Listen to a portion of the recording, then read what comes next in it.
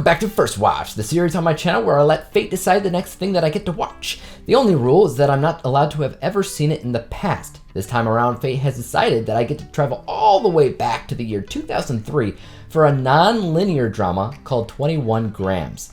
Let's get cracking. 21 Grams is a non-linear drama that focuses on the lives of 3 different people whose lives converge and change when tragedy strikes. So when I was watching this movie, I knew right away that it was going to be something really difficult to review because it doesn't really follow a typical structure or narrative.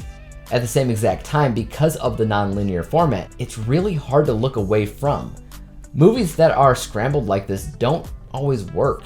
And while a part of me would like to say that it doesn't work for 21 Grams, I really don't know how else you could make it from a technical vantage point and still make it be as good as it is after being scrambled.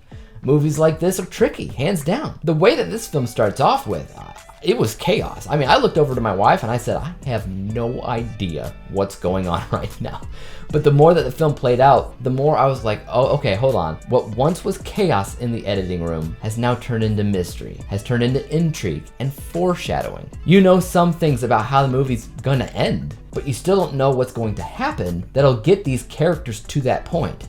And so there's a ton of things that you're actually kind of invested in at the end of the day. It's hard to really explain without giving absolutely everything away. You just kind of have to watch it for yourself to understand. The main players of the film are played by Naomi Watts and Benicio del Toro, who both were given an Oscar nominee for Best Actor and Actress, something that I think they both deserve since they both did a pretty darn good job in the film portraying the evolution of human emotion after a tragic event. The editing itself also did a pretty darn good job conveying the same exact thing when it would bounce back and forth from a normal, happy family situation to extreme grief, guilt, depression, all that and more, before bouncing right back to the way it was before. This film is trying to give you a little bit of emotional whiplash, I'll say that. It's like a modern tragedy. Now, kind of like what I said before, I really don't know if the non-linear format of the film was the right choice to make. I have no way of knowing for sure, but nothing tells me that the film wouldn't benefit off of being in chronological order. I mean, from what I understand, they even shot the film in chronological order. I bet you hands down that somebody out there has also created a fan edit of the film and made it in chronological order.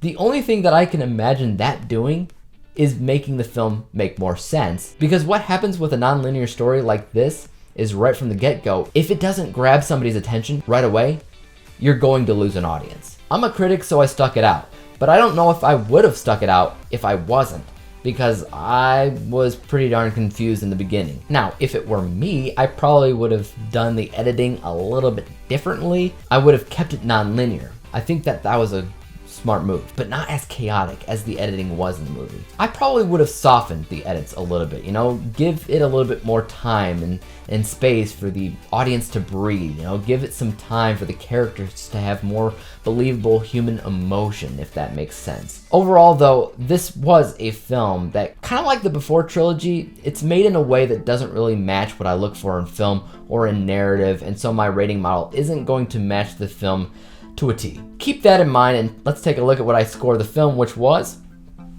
a B+ letter grade. Final overall score of 83%, 83 out of 100 possible stars. So all in all, I do consider this to be a film that's pretty darn good. Though for the most part, I have to say, it was mostly a blind watch for me, because I never saw it in the past, like I said, but I never even saw advertisements for it. I never saw a poster. I never even heard people talking about it.